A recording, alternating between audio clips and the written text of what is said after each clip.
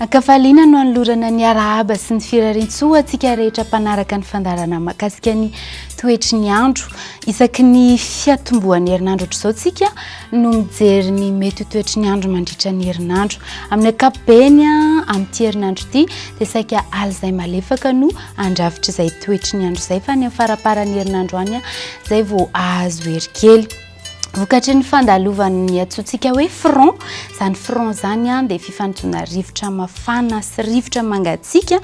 Rehefa mifanojo ry zareo dia miteraka an'ireny orana tandrifin-drahona mety arahi-kotroka any amin'iny faritra atsimotsimon'ny nosy iny no ahitantsika an'izay ny rapitso sy rafakapitso, izany hoe any atsimo andrefana, androy, anosy ary hatrany atsimo atsinanana dia mety hisy orana tandrifin-drahona mety arahi-kotroka zany amin'ity herinandro ity.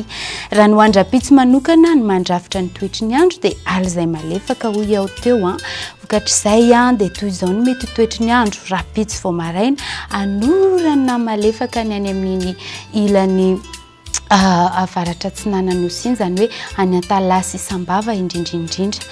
Somary isy andian-javona vao maraina ny eto amin'ny faritry ny afovoantany, sisan'izay dia saika hifandimby ny rahona sy ny masoandro.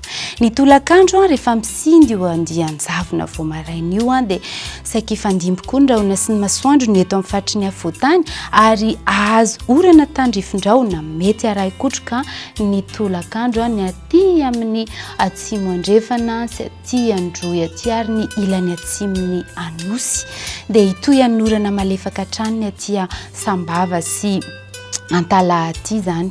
Sisan'izay dia saika ho maina ny andro zany amin'ny ankapobeny. Raha ny vinavina ho an'ny maripana 10°C ny ambany indrindra any amin'ireny vohitra vakina karatra ary manodidina ny 12°C ny ambany indrindra any Maheva-Tanàna. Raha ny ambony indrindra any dia 12°C dia ny any amin'ireo morontsiraka avaratra andrefa ny matetika moa izao betsaka ny mpiala sasatra dia saika tsy latsaky ny 30°C ny maripana ambony indrindra.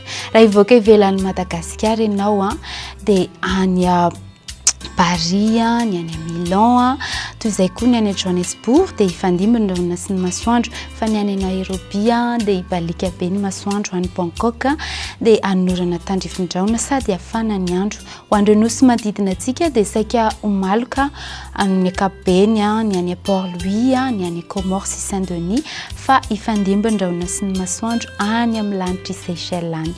Dia mandra-pitafindray ary tompoko lasy tompoko vavy.